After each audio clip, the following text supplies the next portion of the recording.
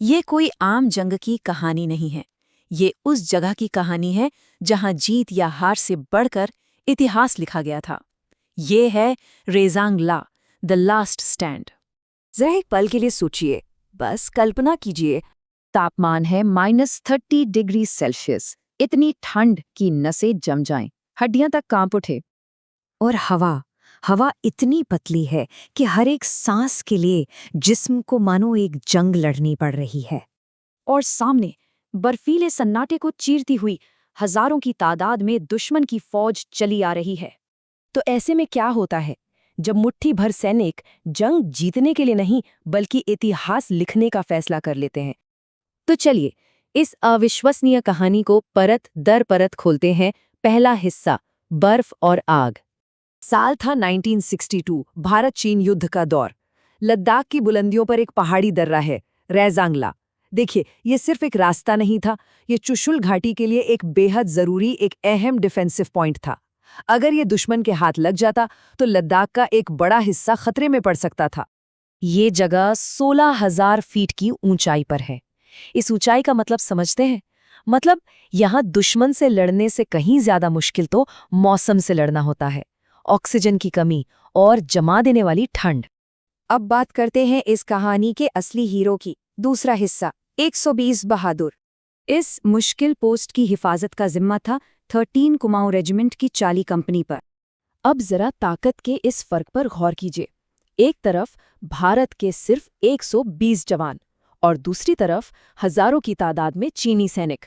हमारे जवानों के पास मामूली हथियार थे, जबकि दुश्मन के पास हमसे बेहतर हथियार और स्ट्रेटेजिक पोजीशंस का फायदा भी था।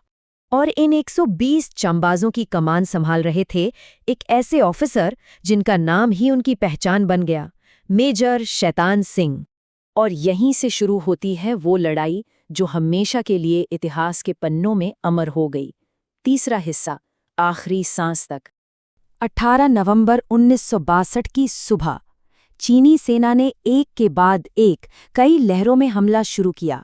भारतीय जवानों ने कम संख्या में होने के बावजूद शुरुआती हमलों को नाकाम कर दिया, लेकिन दुश्मन की तादाद बहुत बहुत ज्यादा थी। दोपहर होते होते गोलियां कम पड़ने लगी और लड़ाई आमने सामने की हैंड टू हैंड कॉम्बैट में तब्दील हो गई। और फिर जिसका डर था वही हुआ। एक एक करके बंदूकें खामोश होने लगीं, गोला बारूद खत्म हो रहा था। ऐसे नाजुक वक्त में भी मेजर शैतान सिंह ने हिम्मत नहीं हारी। वो एक पोस्ट से दूसरी पोस्ट तक दौड़ते रहे, जवानों का हौसला बढ़ाते रहे, डिफेंस को मजबूत करते रहे, और इसी दौरान वो खुद बुरी तरह जख्मी हो गए। फैसला बिल्कुल साफ था, पीछे हटना तो सोचना भी नहीं था, लड़ना था, आखिरी जवान तक और आखिरी गोली तक। तो इस जंग का नतीजा क्या हुआ? आइए अब इस अमर कहानी के आखिरी हिस्से की तरफ बढ़ते हैं। चौथा भाग, अमर कहानी। युद्ध खत्म हो चुका था। करीब 3 महीने गुजर गए।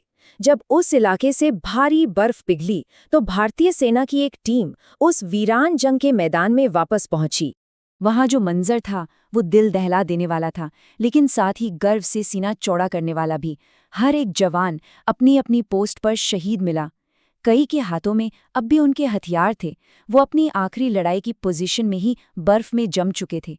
ये उनकी बहादुरी का एक खामोश मगर सबसे जोरदार सबूत था।